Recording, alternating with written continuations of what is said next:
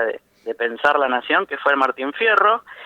Te cuento un poquito la historia. Voy a hablar sobre las aventuras de la China Iron, que es de Gabriela Cabezón Cámara. Y a propósito de eso, yo lo había leído para una entrevista que le hice hace unos años a Gabriela, el texto de 2017, pero me llegó hace muy poco un libro de Martín Caparrós que se llama La verdadera vida de José Hernández, Sí. con ilustraciones de Miguel Rep. Entonces me parecía que era bueno presentarlo en tándem porque a su modo son dos maneras de leer el Martín Fierro de una manera desde la actualidad. El texto que los elegí, el texto de Gabriela Cabezón Cámara, me parece interesante porque parte desde el momento que a Fierro se lo llevan a la frontera, se lo agarra la leva y se lo recluta para el ejército a combatir con la supuesta barbarie que plantea Hernández, y toma la vida de la China, de la mujer, que es un elemento invisibilizado en toda la literatura gauchesca. Entonces me parece interesante porque, bueno, la mujer ahí queda sola en el rancho, y a propósito pasa una inglesa en un carruaje que está buscando a su marido y la invita a atravesar el desierto, la pampa, y bueno, descubre toda una manera de pensar y tiene toda una insensibilidad en torno a que, bueno, es una inglesa, ella es una chica de 14 años que, si uno recuerda a Martín Fierro, es entregada a Fierro ganada en un partido de truco. Entonces tiene un mundo y una sensibilidad que me parece interesante para pensar el mundo femenino en una literatura que estaba pensada para hombres. La aventura se desarrolla, ellas van cruzando el desierto, ella va descubriendo que existe una ropa, que existen maneras de pensar, que existe otro mundo más allá del rancherío, y se encuentran como pasa con el texto de Caparrós, con un Hernández personaje que está recitando sus propios versos y que está de alguna manera tratando de que los gauchos se adapten y se inserten a ser terratenientes, a trabajar tierras adentro. Ya la frontera entre civilización y barbarie ya se ve delimitada por una estancia.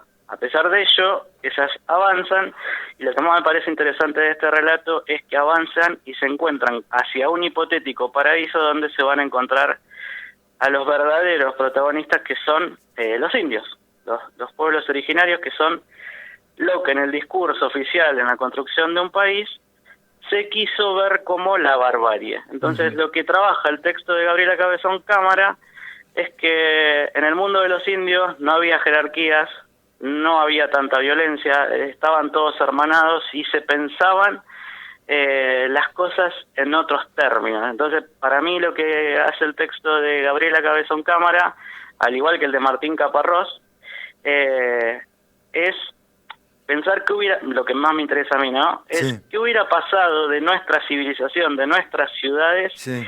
si muchas veces no se hubieran fundado sobre la destrucción o el exterminio de los pueblos originarios, y hubiéramos tenido una convivencia que sea otra, integrándolos. Eso me deja como reflexión. Entiendo.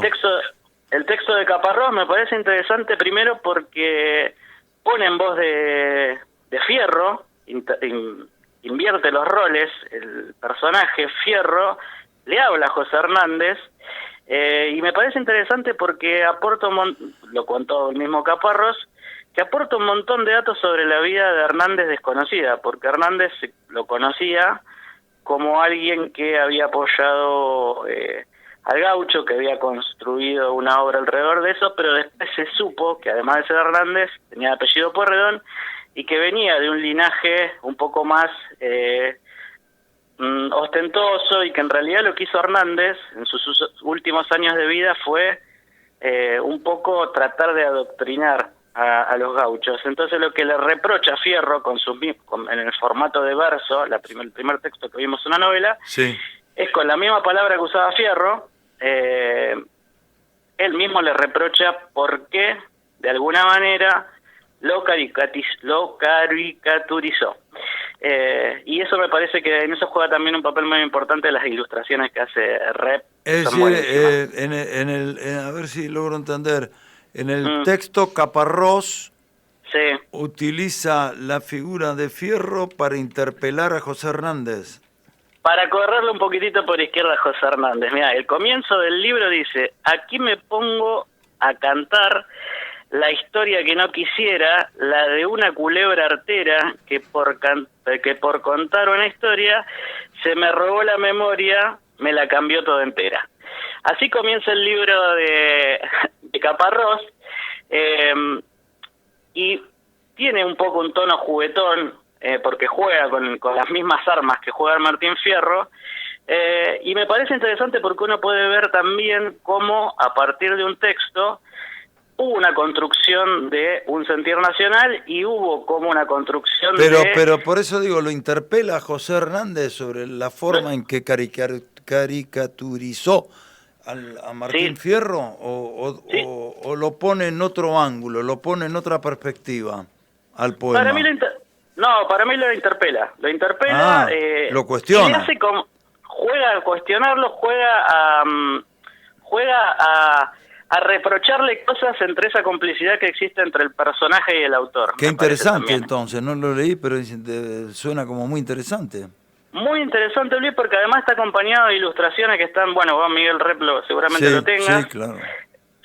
y es muy de lectura muy llevadera y también tiene el tono del Martín Fierro y también me parece que es importante para entender en el contexto político que se creó el Martín Fierro y también conocer cosas de la vida de José Hernández que uno no tenía presente, porque bueno, nos queda un poco, nosotros lo vemos en la escuela, pero nos queda un poco muy a distancia el autor, y me parecen dos textos que pueden llegar a cambiar nuestra percepción también y entender que los textos están escritos en un momento político y Claro, por que supuesto.